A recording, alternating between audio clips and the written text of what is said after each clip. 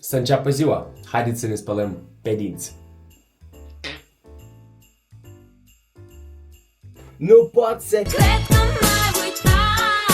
Let's get dressed. Prima ce trebuie noi să facem este să punem un tricou alb. Tricoul este deja pe mine. Următorul pas este desigur că să punem niște white socks on. În principiu, eu și în așa outfit deja sunt gata să plec. Mă gândeam să îmbrac acești jeans. Cât de frumoase ele sunt. Mai ales ea ca acest design, dragon, soare și nu știu ce chestia asta. Și largi și frumoși. Asta eu le-am luat de la Second. Le-am găsit cu 100 de lei moldovenești, dar le-am luat până la urmă cu 80 pentru că aveau aici o pată aici jos. Mă gândeam să mă îmbrac astăzi în ele, pentru că chiar îmi place fitul lor, cum stau pe corp. Dar îmi sunt cam lungi și trebuie să le dau la atelier. Mă gândeam dacă tot îmi este în drum să dau acești jeans. Nu mă duc în ele, dar îmi voi lua alt pereche de jeans. Totuși, asta era un variant, dar nu lucrează. Poate pe ăștia albaștri largi să iau, chiar nu știu. Și mai am încă o pereche de pantaloni largi. Cred că voi merge cu astea. Numai ce am încercat jacheta asta de jeans și am găsit 20 de lei în ea. Perfect! Ia că așa, uitați-vă prin haine, poate găsiți și voi niște bani.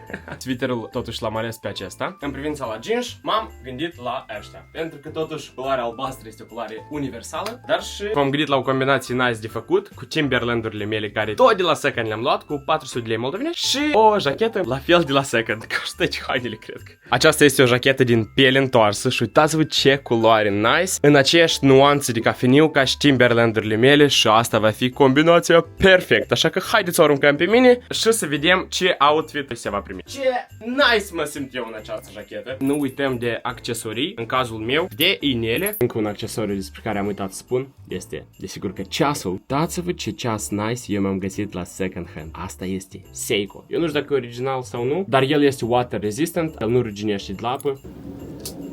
Mă duc acum să trimit această căciulă la poștă. Ea se duce direct în o altă regiune a Moldovei. Drum bun aceste căciule, I guess. O punem în sacoș. Am plecat la poștă.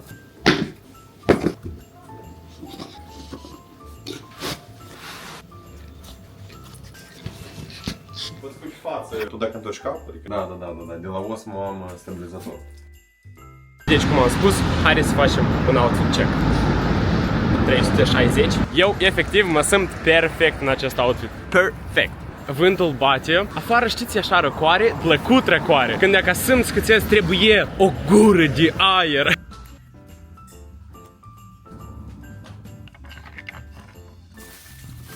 Nu lucrează electricitatea. Așteptăm. S-a prins lumina.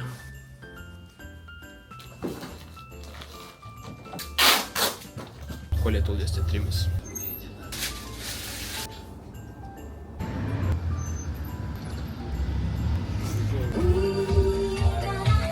Uitați-o! Uite la dânsa! Ce frumoasă! Nu ești mai prins. Scuză! Eu vreau să ies din parcare, tu ne-ai spus să ies din parcare. Eu mai vin. Stai!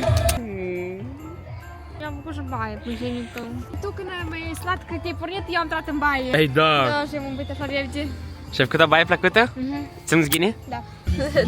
Noi acum ne pornim într-o locație să luăm ceva pentru mine. Vă arăt despre ce eu vorbesc, ce fel de căști am eu. Și noi acum ne ducem să rezolvăm chestia asta. Stai tuned. Aura, da unde noi ne ducem? Tine frii. Din așa din colț ți-a arătat mă. Mai pe scurt, noi am ajuns în Iași cu Aura. Nu știu nimeri de Ciocana Iași. Care Ciocana? Noi suntem pe Buicania, mă. Ca tare chiar pe Sculeanca. Dar după activități, noi suntem acum în Iași. Aici sunt niște locații din Iași, frumoase, pitorești. Ne-am teleportat așa. Dacă vreți să mă învățați, scrieți în comentarii și eu vă învăț. Noi doi, în oglindă. Aura a fugit pentru că este foarte frig. De dat s-a dus în mașină? Deci.